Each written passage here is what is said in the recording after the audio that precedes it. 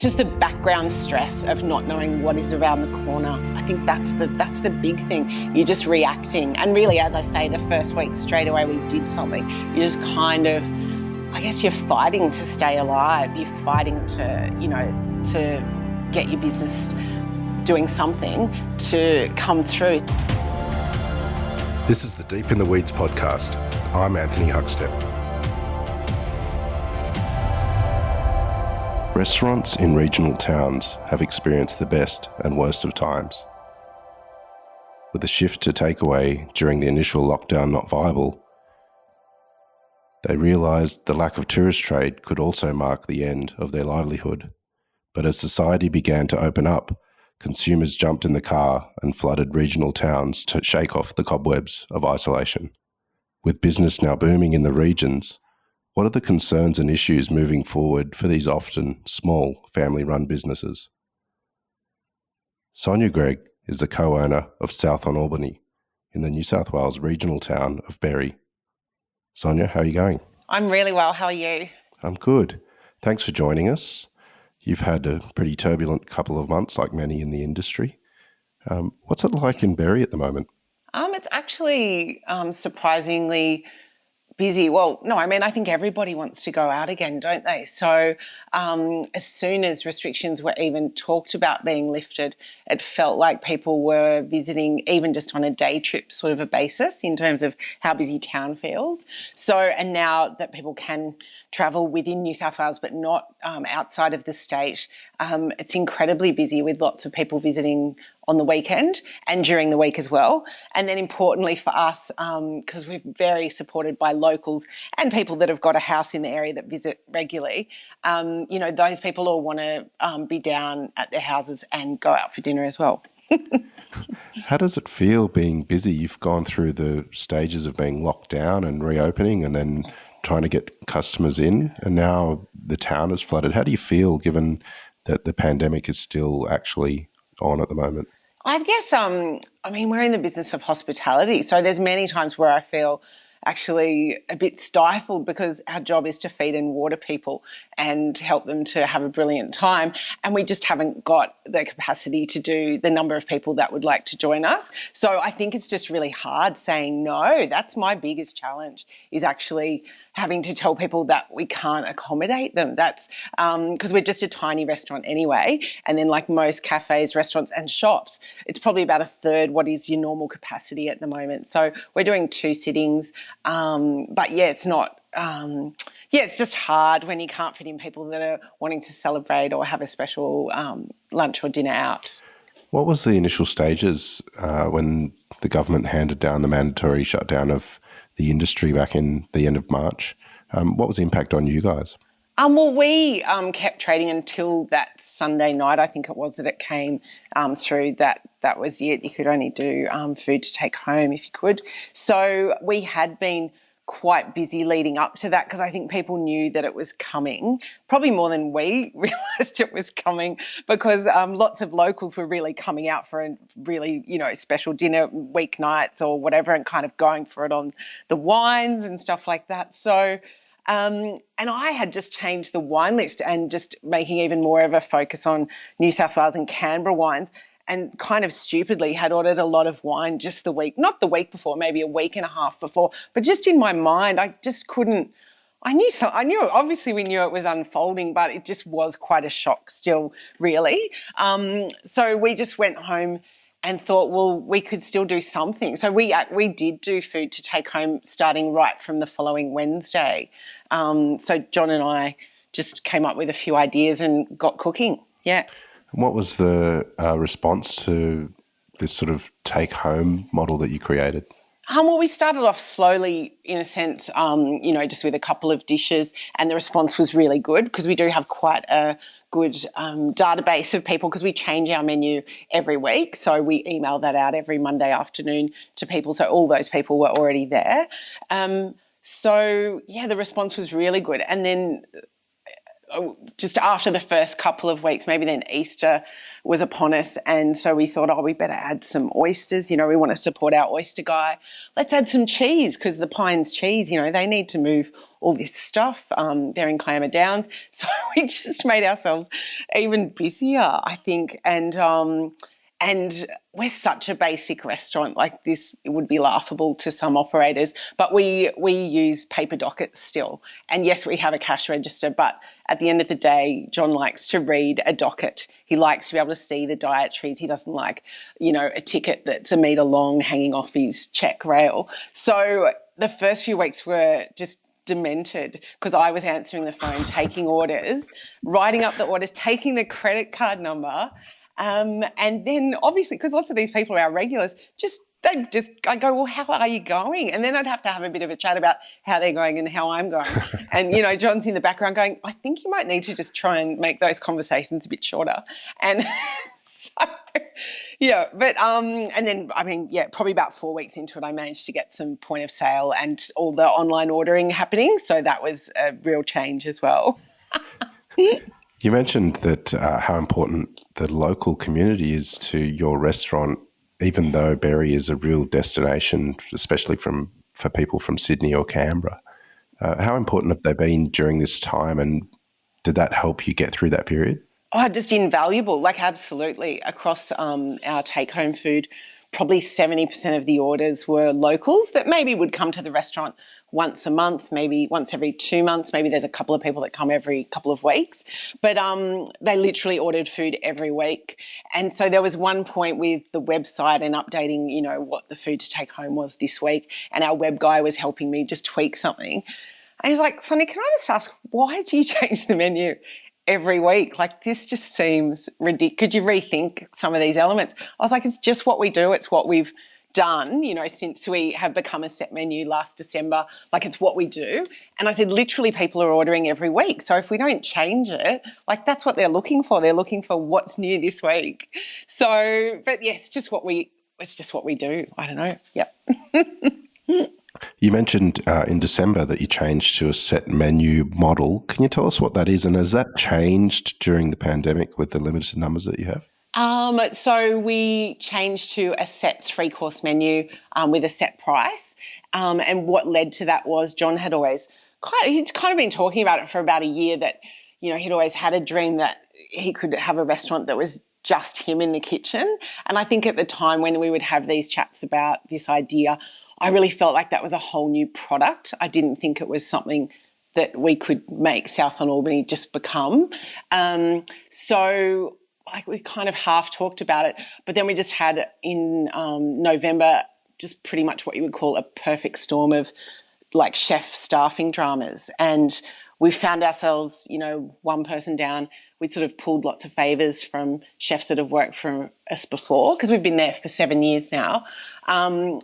And then someone else had a health problem, I think it was. And anyway, so just suddenly we were like, you know what, we actually can't staff next week in the kitchen. So we kind of had a bit of a meltdown, but then we just put our thinking caps on. And also we'd been inspired by some other friends down in Pambula, Hugh and Renee, that have Banksia restaurant, and they had opened their restaurant after they'd had their little boy with that format. So that made us feel good that it was something that was achievable within a small room, and because our kitchen is a shoebox as well. So, as I say, John had always talked about these ideas he'd had. He's got a friend, Mark Wilkinson in the UK, that's got a tiny restaurant that's in what was his father's house at one point. So, but it's still the food that we've always done. So there's an entree, a main and a dessert. It's not like we changed the restaurant into, serving 8 small courses and changed the vibe completely.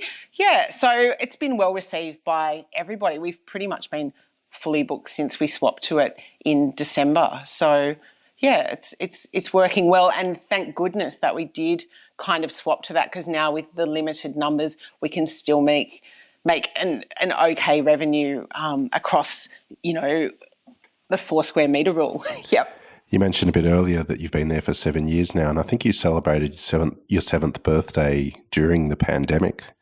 Uh, what was that like? And why did you start a regional restaurant in Berry 7 years ago? Well, we moved down to the South Coast 10 years ago, and we actually bought a house in Vincentia. And at the time when we bought it, when we were in Sydney, we honestly didn't think that we would move for, years. It just felt like a better thing to do with our money when we were looking for a tiny flat or something in Sydney. So, but a year after buying it, we thought, let's just give it a whirl. So we moved down here, and John worked at a couple of other places, but we always had been keeping an eye out for, an empty restaurant or someone selling a restaurant. And then this space came up in Berry, but it's truly tiny. It was a deli, and it's just kind of a shop. But my dad's a retired architect, so he came in with John and I and paced it all out, and pretty much, I think, talked John into the fact that the kitchen could be workable. and we had always wanted to work for ourselves. We've worked really hard for other people across the years, together or separately, so I guess it was our dream to, just completely do our own thing. Has regional dining changed a lot in the last 7 years? I mean, I think that there's more restaurants. So I think there's more of a spread of restaurants at the different levels, whereas I feel like when you used to travel regionally, there weren't as many places to go. So I think it's more vibrant now. I think there's more people giving it a go, and definitely, city slickers like us heading to the country here and there. You mentioned that you've got a bit of a skeleton crew and it's a pretty small restaurant. But what are the challenges in running a regional restaurant?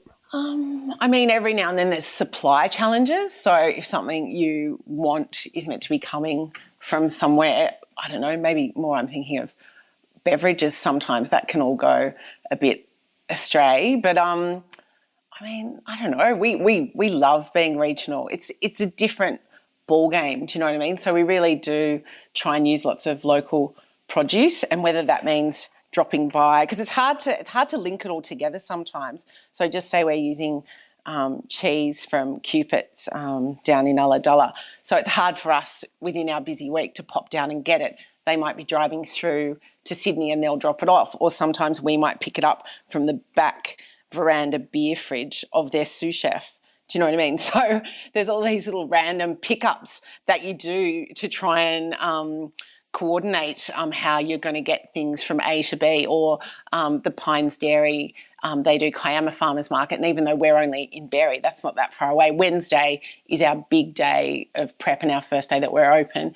So they will often grab a couple of things that we need from other people at the Kiama Farmers Market and then drop it off to us when they deliver to us. So there's all these, I guess there's a bunch of little favours going on around the place, really, is how I think about the food getting from the producer to us. How would you describe the restaurant and John's cooking? John's classically trained. He grew up in North Wales and he did his apprenticeship at the Chester Grove. And so that all sounds really formal. But then when he came to Australia, when he was 20, he worked with Luke Mangan at CBD and for the Merivale Group in the end for 8 years. But so his food is classic, but it's executed in a way that's really approachable and a little bit lighter in style. So always honest flavours and just delivered, beautifully. I don't know, and he really is, he's talented, but he's a bit of a quiet one, really. So he just gets on with it and comes up with some fantastic food every week.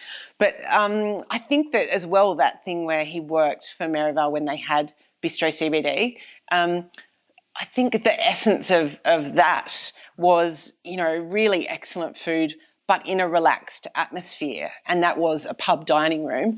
But I think that that's what we're sort of about as well, that the food is outstanding, and people that travel are often surprised to have such great food in this tiny little restaurant, that they've come across in Berry. And then, but the vibe is the important thing to me, that everyone feels welcome and everybody feels comfortable. Yeah, so that's as much what it's about as well. You mentioned some of the unique connections you have with local producers. What are some of the best producers in your area, and what is your favourite?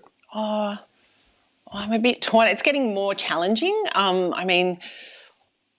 We don't have that many meat producers in the area because it's really hard for them to make small-scale farming add up.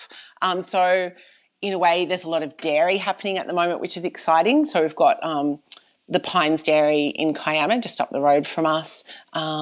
There's Pecora Dairy over in Robertson, which we've used, ever since they started as well. We actually get vegetables brought together by a place in Kangaroo Valley. It's called Tarawa Farm, and what they do is kind of gather things from other very small producers over in the valley and elsewhere. So they'll bring together vegetables, honey, beautiful leaves, and all of that we discuss early in the week, and then that comes to us on a Thursday. The other thing that's exciting about our region is wine and how wine's really taken off. So, yeah, we've got Cupid's Winery, and then locally Coolangatta has always had outstanding wines, and especially Semillon. So that's just natural for us to have lots of those things on the menu. Oysters, so we get some oysters from Greenwell Point. We also source oysters from further down the coast because we've got lots of locals that literally have oysters every time they come, so we like to mix it up a little bit. And there's just, I don't know, it is exciting, the food scene down here, and it is really a part of the tourism as well. And often when people come in for lunch or dinner, we're chatting to them about what they might be doing if they're visitors and suggesting places that they could go and how they, might discover a bit more about the region as well. You have a unique sort of talent for food styling as well as working in restaurants, and a career going backwards and forwards between the two. How did you get a start in food? So I actually went to art school, but when I was at art school, I worked in restaurants just to pay the way in my 20s, and I really loved it. So when I actually finished art school, I worked as a waiter and then travelled to the UK and worked there for a few years as a restaurant manager. Then I came back and was working in restaurants again. And I found myself cooking on my days off, or trying to cook the things that the chefs were cooking in the restaurant that I was working at. So it just happened quite naturally. Then one of my friends that was a chef started working on, I think, cooking for shoots for food books. And he said, I reckon you might be able to. It's not service. It's not as full on as being, a cook in a restaurant, but I reckon you could give it a go. So I actually started just testing recipes at Murdoch Books for different things, Marie Claire. I don't know, this was years ago, probably 15, 20 years ago now. And then I ended up working in magazines for a little while. But really I found my niche more so when we were still in Sydney and I was mixing up working in restaurants and more being a food editor for Murdoch Books. So, yeah, just more focusing on helping. If a chef's writing a book, they're probably a pretty busy person in the first place, and just helping them, and testing and making sure their recipes work, because you're often reducing what would be a recipe for 40 down to, a recipe for 4 or 6. So that was my real love, just kind of helping chefs and take some of the load off of them in what is a very full-on process, writing a book. This period of time, you've had some really quiet times and then real boom with tourists back in town as well as locals supporting you. What's been some of the challenges that you've had as a really small operator? I think the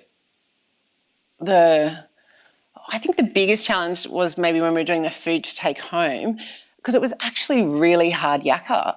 It was just quite intense. So we'd start cooking the food on the Wednesday, and then we tried to focus the pickups more on the Friday, Saturday in the end, once we were getting a feel for, how busy it was. And it was quite time consuming to have people picking up for more days than that, because that would take me out of the kitchen and be serving people, essentially just dropping it to them at the front door.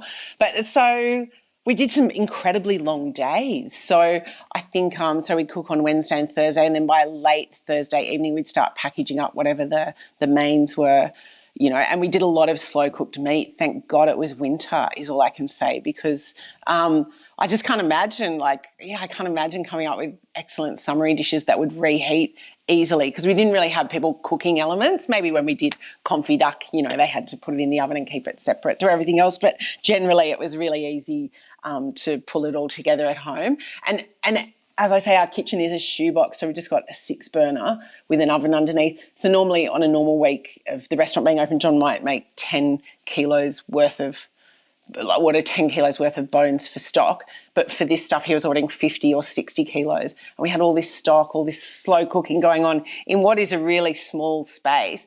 And and then just the reality of that small space, a tiny cool room, and packaging up these dishes. We were there until like 2:30 in the morning. People couldn't even believe that we would need to work that hard. When our regulars were picking up, they were like, "You must be kind of loving this. This must be so much easier than running a restaurant." I'm like, "Not really." Just, yeah. So it was actually pretty brutal some of the days, but we did still enjoy it. I mean, we were just happy to be in a place where we could stay open, because lots of our friends with city restaurants or restaurants that are a bit more out of the way regionally, they couldn't necessarily do all these things that we were doing just to keep money ticking over. And they couldn't do what we were doing just to keep money ticking over and, keep functioning in some format. And then our regulars were so appreciative of the food. I was really missing the contact of having people in the restaurant. You clear a plate, someone sends a compliment back to the kitchen to John, or, there was a real lack. That was weird, just passing over all this food. But then we did have some gorgeous emails and voice messages and things like that, and people dropping off little food presents or wine. So it was kind of lovely. And a lot of our regulars said that it really made their week, because I think especially in those first few weeks, there was a lot of fear as well, and people were getting a bit lonely staying at home. And so, some nice food brought quite a lot of joy, I think.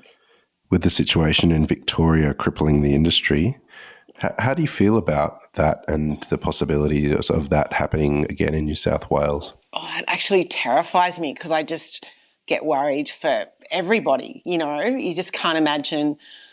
Yeah, I mean, we kept going because we've got money in the bank. We've run our business fairly sensibly. Do you know what I mean? But all it takes is to be closed for a few weeks for, your little backstop to evaporate. So, to literally be shut down, or, I hear like stories where, maybe on the first lockdown people were going out and getting food to take home, but this one everyone's taking it that next level of seriously, and maybe not popping out to do those things or get those treats. So it does worry me if it happened again for Sydney and New South Wales, that, how would we sustain what we do? How would we tick over? And then what will be the repercussions for especially the smaller players? I don't know. It's really scary to think if it kicks off again. Yeah. What about for yourself during this time? It's been pretty stressful and you've had to change your business model numerous times, and it's a very small team. But what's the personal toll been on you? I just think just the background stress of not knowing what is around the corner. I think that's the big thing. You're just reacting. And really, as I say, the first week straight away we did something. You just kind of, I guess you're fighting to stay alive. You're fighting to, to get your business doing something to come through. So I think that has been actually very full on. So, but we normally take a couple of weeks off in September. And we are just going to do that in a couple of weeks' time, because that's what we normally do. We really need a break. So I don't know whether we're just going to stay at home and do some gardening, or if things are looking good, go on a little trip to some wine country. But regardless of what's going on, I do, as you say, you just do have to stop maybe and think, how am I going? And I definitely need a couple of weeks off and just to put my feet up. Absolutely. Yep. How about for the restaurant? Has this changed the way that you operate and what you may do in the future with the restaurant? I mean, because it's literally done in the kitchen. I'm out the front and we have one waiter that works service, and then I just cross over in the kitchen here and there, washing up or doing whatever. We all wash up, depends what's happening. And I go to work with John, and I prep pastry. So we're such a small, tight operation at the moment. I feel like we could kind of, mould ourselves to anything to try to survive. It's not a crazy rent that we have or anything. So I feel really fortunate of the scale of our business just straight off the bat. But, Yeah, I don't know. I can't think through any bad, I don't know. I can't think through any massive negativity just around the corner. I think you've really got to try and stay positive and try and do all the right things and, hope that things will pan out. Yeah. Well, spring is on our doorstep. What's exciting you about the spring menu when you return from your break? I was just actually looking through some photos and just selecting some different things. I just really love it when fruit all starts to happen again. And, Anthony, I don't know if I'm prepared for this question. Spring, God, I'm still bloody freezing down here. I just got to think for a minute. Spring. Oh, yeah, okay, I know. So, yeah, for spring, I think what's exciting is when, you get really beautiful vegetables again, just really delicate, beans and leaves and squash and, we always think vegetables first and then what's going to go with that. And then as you head into spring and summer, I think the fruits get a bit more exciting as well. So that's always good for desserts. Yeah. What do you love about the restaurant and having such a small team and being so tactile and hands-on? What's the joy that it brings? I think the joy is that we're absolutely cooking and doing what we want to do every single day, every single week. And then for me personally, what I really enjoy is that, yes, I'm front of house, but then I've always loved cooking. So I love being the person that cooks the desserts. I really, you know what I mean? That really mixes up my week and it's stimulating, it's interesting. And then as well, so I do the wine list. So I have been involved in wine in restaurants that I worked in Sydney, but it's been really great across the last 7 years to have my own wine list. And when people visit the restaurant, they really do comment that they love how many regional wines that they see on the list, because it's easy to move to the country and just write the same list you would write when you're in Sydney. And there's so many great wines out there and so many great international wines, but it's kind of not what we're about. So that's been fun to develop that. And we love helping people that visit and locals as well discover different wineries in our area, the Southern Highlands, Canberra, and then broadly New South Wales as well. Not to say that there aren't some other wines from around the country on there. There absolutely are. You've got to tick the boxes. There's a Welsh beer on there for Johnny. But it's just, but we just love... Yeah, we love celebrating New South Wales and other regional towns as well. Yeah. When we're through COVID and on the other side and the industry's back to normal, what are you most looking forward to? I think what I'm most looking forward to is hopefully, do you think if this 4 square metre rule goes away eventually, that the buzz will come back a little bit? Because I think for us at the moment, it's really not that many people in the dining room, but people are loving it. They are loving that intimate dinner out. There are people that just truly think it's the most spectacular thing ever, and because it's not as noisy in the dining room either.